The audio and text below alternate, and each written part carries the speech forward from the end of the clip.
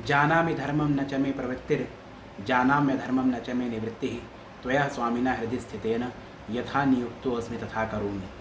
अंतराय तिमिरौघ शांतये स्वेष्ट शक्ति करुणारुणाप्रभं संतनोतु मुनिवृंद सेवितं भावगम्यम अनिशम शिवम महः। करुणापूरिचित्तां सच्चिद्रूपां परां दिव्यां ब्रह्म सहचरीं तुरयां बगलां शक्तिं प्रणौमि सौभाग्यां। यत्कारुण्यं वेक्ष भावभरितं सानन्दगीतं सतां तच्चिंता निपुणैः क्षुब्धमतयो ये साधकाः सज्जनाः तेषां लब्धकृपालवेन जननी बोधोदयो मे अभवत् तद्वृत्तं विनिवेद्य साम्प्रतमहं तोषं परम प्राप्तवान। समस्त सनातन धर्मावलंबियों को सादर नमस्कार है। आज मैं आप सभी के सम्मुख स्तोत्र पाठ इत्यादि या किसी शास्त्र इत्यादि के पारायण इत्यादि की विधि के संदर्भ में कुछ विचार रखने को उपस्थित हुआ हूँ। सर्वप्रथम तो स्तोत्र पाठ के संदर्भ में यह नियम है कि स्तोत्र हमेशा स्फुट पाठ किया जाता है, यानी कि बोलकर वाचिक पाठ होता है। और जैसे कि कीलक में भी कहा गया, यो निष्किलाम विधायी नाम नित्यम जपत संस्फुटम, नित्य स्फुट ध्वनि में पाठ करना चाहिए। जैसे मंत्र का मानसिक जप सर्वश्रेष्ठ माना जाता है, स्तोत्र का वाचिक पाठ श्रेष्ठ माना जाता है। तो देश काल परिस्थिति के अनुरूप अगर घर में पाठ कर रहे हैं तो बहुत ही स्फुट हो सकता है। किसी मंदिर में सार्वजनिक स्थल पर हैं तो उसी के अनुरूप पाठ होगा कि वहाँ सब स्फुट पाठ करने लग जाएंगे तो वहाँ व्यवस्था बिगड़ सकती है, कोलाहल हो सकता है। तो इस कारण से इसका थोड़ा ध्यान रखते हुए लेकिन पाठ स्फुट होना चाहिए। दूसरा, स्तोत्र के आदि और अंत में अगर आप आवृत्ति कर रहे हैं जैसे 11, 21 इत्यादि की, तो आदि और अंत में आपको विनियोग, न्यास अगर दिया गया है न्यास और ध्यान मंत्र इत्यादि का आपको पारायण करना चाहिए, करना चाहिए। तो वो स्तोत्र के आदि में और अंत में दोनों बार होगा। और 11, 21 आवृत्ति करने की स्थिति में जो फलश्रुति है वो पहले पाठ के साथ एवं अंतिम पाठ के साथ होगी, बाकी में केवल मूल स्तोत्र का पाठ होगा। इसके उपरांत जब पाठ समाप्त होता है तो एक बड़ी महत्वपूर्ण बात होती है जिसके ऊपर ध्यान रखना चाहिए।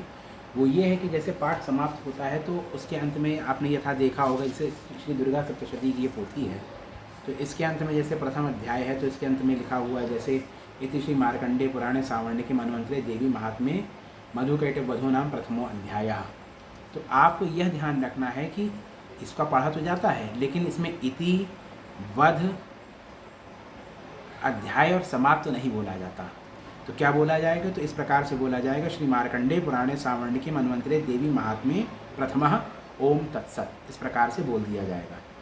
अच्छा, कुछ चीज़ें और भी हैं जैसे अज्ञानात् स्थापिते हस्ते पाठे हर्द फलम ध्रुवम न मानसे पठे स्तोत्रम वाचिकम तो प्रशस्यते उच्चैः पाठम निषिद्धम स्यात् त्वराम च परिवर्जयेत् शुद्धेन अचल चित्तेन पठितव्यम प्रयत्नतः कंठस्थ पाठ भावे तो पुस्तकों परिवाचयेत् न स्वयं लिखितं स्तोत्रम न अब्राह्मण लिपिं पठेत् पुस्तके वाचनं शस्तं सहस्राधिकं यदि ततो न्यूनस्य तु भवेत् वाचनं पुस्तकं विना। तो कुछ सामान्य नियम और भी यहाँ पे बताए गए हैं।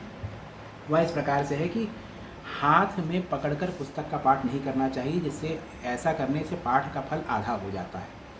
उसके बाद मानसिक पाठ से अधिक वाचिक पाठ प्रशस्त होता है, ये बताया ही जा चुका है आपको। ऊंचे स्वर का बहुत ही तेज किया जा रहा पाठ, बहुत ज़ोर नहीं बोलना चाहिए, पाठ उतावला होकर के भी नहीं करना चाहिए। तो वो सामान्य गति से कि आपके जो स्वर उच्चारण है एक एक स्वर व्यंजन का स्पष्ट हो, इस प्रकार से करना चाहिए। इसके बाद कहा है कि अपने हाथ से लिखी हुई पुस्तक, कहीं कोई स्तोत्र देखा उसे उतार लिया अपने हाथ से, उसका पाठ नहीं किया जाता। और किसी ब्राह्मण के हाथ से लिखवा करके पाठ करें। उसके बाद पुस्तक, अगर 1000 से अधिक श्लोकों का कोई पाठ है, स्तोत्र है, तो पुस्तक से ही पाठ करना चाहिए। और कंठस्थ पाठ अगर नहीं है, पाठ कंठस्थ नहीं है, तो पुस्तक का प्रयोग करना चाहिए। अगर पाठ कंठस्थ है और श्लोक संख्या 1000 से कम है तो बिना पुस्तक के भी आप पाठ कर सकते हैं। तो यही स्तोत्र पाठ। और एक चीज़ मैं आपको और बताना चाहूँगा कि शाक्त संप्रदाय में रात्रि काल में स्तोत्र पाठ प्रशस्त माना जाता है। तो इन सब के साथ आपको मैं सादर नमस्कार करता हूँ। जय मणि महाराज की।